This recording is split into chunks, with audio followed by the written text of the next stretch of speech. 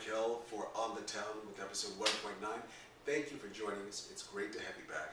There's so many things I have to tell you, wonderful things about the company and projects that we are all involved in. In addition to a slew of content under our roster for a relatively new company, we have 5 projects lined up for 2013 to 14. We have been attending casting sessions for the last month, called in over 150. We're calling in over 120 actors for callbacks. The notices were just emailed out this past weekend, so actors, check your mailboxes and make sure you get your appointments back by this Sunday, because we have agents who would like to pick up some of the appointments. Now, in addition to all of that, I've been busy. I started my own live broadcast here in Manhattan of my podcast, Being Social. This is a live on-air podcast airing every Friday evening at 7:30 p.m. Eastern Standard Time. It's an open forum for the public to voice your concerns about public issues. If you missed episode 2 of the podcast, you are welcome to go to Acclaim Theatricals.com, our company site, and if you look under the podcast button, you'll find it there.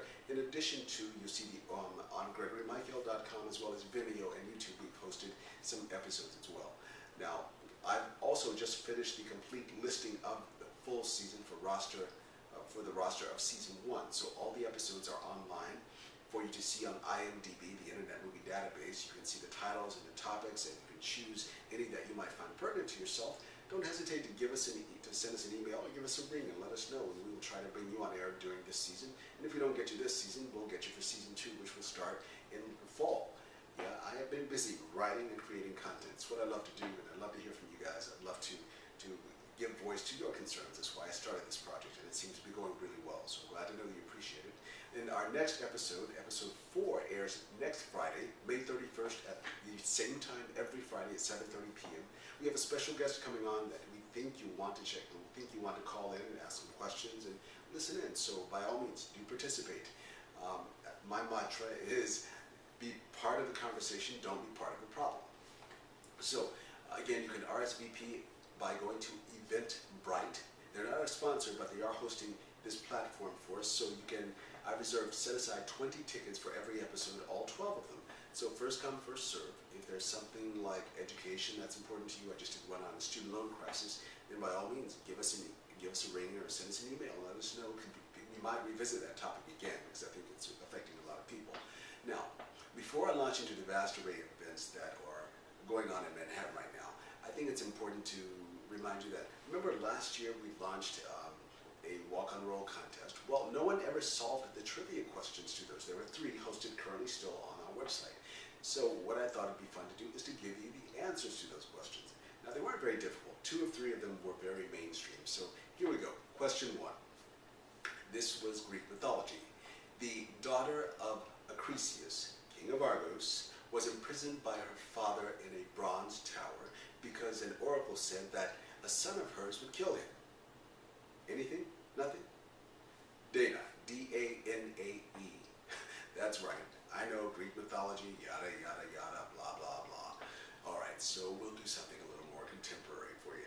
Question number 2 is cinema. Okay, there's a hint for you. It's cinema. Now, I think that you guys could have solved this. I just think you weren't really engaged enough. I would have gotten my friends involved. That way you could have, might have locked in a role before we have another session of casting, but here we go. Now, quote, you dated Madonna at the ripe old age of 24. One might ask if there's anything left. Anything? Nothing. Basquiat, come on, guys. That was Jeffrey Wright's pivotal role, sort of put him on the map. And of course, the quote came from his close friend and mentor, Andy Warhol. That's right. It's one of my favorite films. And again, it was one of Jeffrey's, I think, his tour de force performances. Of course, I still watch the film. I have the DVD at home. But, all right, so question number 3. Cinema, hint. A little dialogue for you. You should spit in my face. Excuse me, Colonel? You're dirt. They think you're dirt. Paul. Who, sir? Who's we? They think the superpowers, everything you believe in, they think you're worthless. They think you're worthless. understand what you're saying, sir. Oh, come on, Paul, don't bullshit me. You're the smartest guy here. Anything? Come on, guys, this is easy. Hotel Rwanda, of course, was one of my favorite films. Don Cheadle, he's the man. Yeah, so there you go. All right, so listen, we believe that everyone should have a second chance. So what we're going to do is relaunch the contest later this fall to coincide with the fundraiser and the screening event for the short film Impetus. We'll be raffling some prizes, some electronic prizes. That's all I'm saying. So I think you want to register, and it's a good idea to go ahead and register for our newsletter to stay in touch with what's going on and when things will be coming around, as well as subscribe to our YouTube channel or our Vimeo or we're all over the web. So just Google us, you'll find us. All right. Now, my original idea for this series was to be a bi-monthly series, but I've been so busy with writing and copywriting and editing and castings and everything else. So I think the easiest thing to do, instead of trying to compile everything into 1 hour episode like we're network TV, is to break it up. So this episode will be dedicated to theater, and next week's episode 1.10 will be dedicated to all the music events, that I've attended over the last month. And believe me, there's a lot of them. I'm doing you a favor, but they're all great stuff. So that way you guys can pick and choose. If you're a theater person, then you listen to this episode, and of course you're welcome to listen to the next episode as well. I mean, there was performances at the Tribeca Performing Arts Center, Lincoln Center, Carnegie Hall. So there you go. That's what I'm going to do. Now, talk about second chances. There's a great organization, a nonprofit called the SAG Foundation. It's a foundation that's totally separate from SAG. It's a nonprofit entity. And what it does is it helps artists by not only educating them and giving them workshops and talkbacks and all of those things, but it's also there in emergency relief. Like, for example, when Storm Sandy displaced a lot of our union members, the SAG Foundation was there.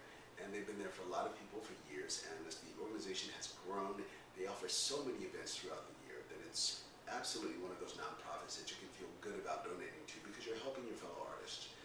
That's one of the organizations that I truly believe in, and that I do attend various functions.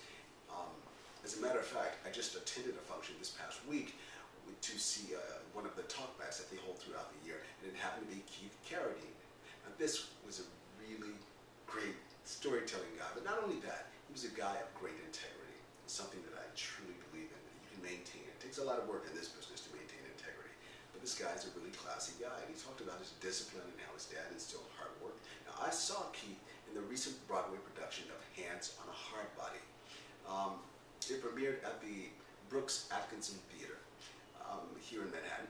It's based on a story of down-and-out Texans competing in an endurance contest to win a new truck, hence the name Hard Body. I must admit, when I first heard the title, I thought, oh, is this one of those perverse kind of... But no, it's really about all these characters on stage that you get to like and you get to know, and it's really well done. It's a very challenging piece. It had a very short run, however. It premiered at La Jolla Playhouse out on the West Coast. Of course, if you know La Jolla, it's one of America's premier regional theater companies. The producers really backed it and workshopped it, and they decided, you know what, this is good enough and different enough to take to Broadway. Well, unfortunately, it didn't have as long a run as it probably should have. It's one of those musicals. It's innovatively staged. The writer is Trey Anastasia from the indie band Fish, as a matter of fact. The book and lyrics came from Liz Green. Now, its world premiere again came from La Jolla Playhouse, and La Jolla, if you know anything about them, their stamp of approval goes a long way, hence it did make it to Broadway. But Keith talked about how his role wasn't very flashy, but you know, sometimes the most noteworthy role in a performance, in a play or a film, is the role that isn't so flashy, that's very understated, because I think as an actor you have to work harder with those roles, and not to try to steal a scene, but you have to make sure that your character is truly developed all the way through at its core, because you may not say a lot, but it's all in the emotions and how you connect with the other characters. Now, another play that came to Broadway and didn't have a very long run, award-winning as a matter of fact, was The Testament of Mary, starring Fiona Shaw. Now, if you know this lady, you know that she can hold her own on a stage, and she's certainly good at picking material. I saw the play and I tweeted about it. If you want to see what I had to say, you can look at my Twitter handle, G. Mikell, and you'll see that I said this was a Tony-worthy performance, and indeed, it was a tour de force. I saw her in several other plays. I'd seen her in Medea. I'd seen her in Happy Day. The lady she is a tour de force, and the fact that the play only had a very short run is very depressing. It's very disparaging because it makes me wonder, well, what's going on Broadway if someone like Fiona Shaw, who gives a great performance, and I'm a pretty hard critic, who gives a great performance, and she can't get a play to stay on Broadway for more than a few weeks. What does that say about the hope for the future of people who are aspiring to work on Broadway? I know I'm one of those people.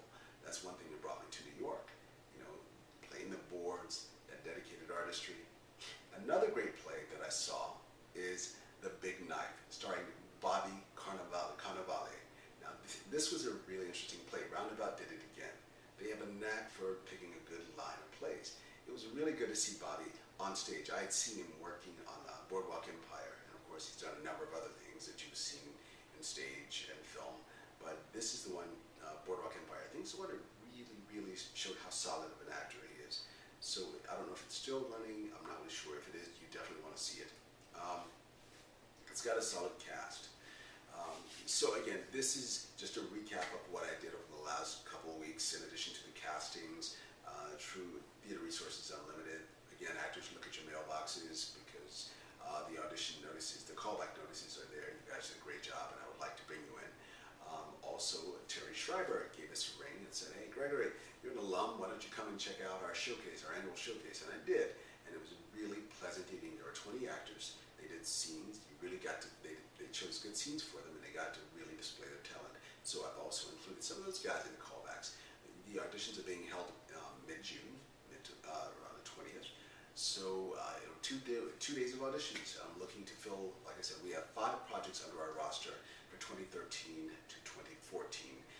You'll see when you go online to look at our company site, you'll see the billboards for all of those productions up and running. So again, you guys friend us, like us. We've been getting some great feedback from our friends on Facebook and Twitter, even about my podcast that I'm offering. I just offered someone today to bring his parents on. He said they really enjoy the show, so I'm looking forward to that.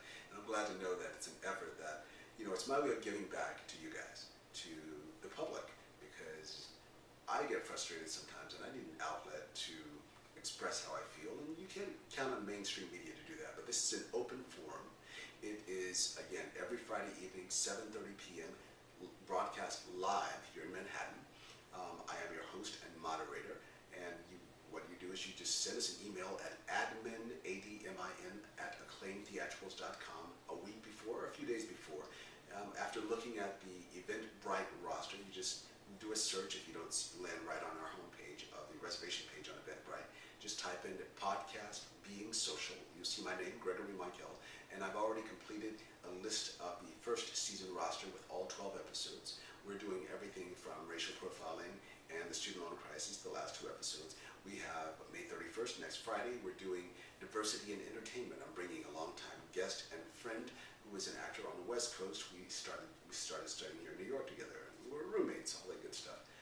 So he'll be guest starring next week.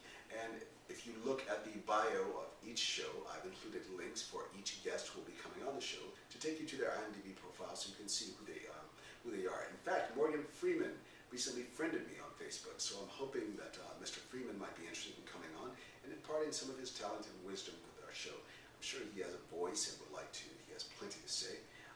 In addition, I was recently friended by another noteworthy Al Pacino. So I'm looking forward to having some of these guys come on the show, hopefully, and give us some of their wisdom. They've been around for a long time. They've sustained careers. And I'm sure we can learn a lot from them. So do yourself a solid, do us a solid, friend us, like us. Let us know if some of the topics of the first season appeal to you. And if not, if you have other ideas, let me know. I'll start programming soon for the second season. This is Gregory Mikell, thanking you for joining me for episode 1.9 of On the Town. This will be posted live on YouTube, Vimeo, AcclaimTheatricals.com, and GregoryMikell.com. We're out there. So we'll see you soon next weekend with the next episode of Being Social, episode 1.4, Diversity in the Entertainment Industry, as well as the next episode of On the Town, episode 1, season 1, episode 10, and that will be all the musical excitement that I've enjoyed. So this is Gregory Mikell saying good night.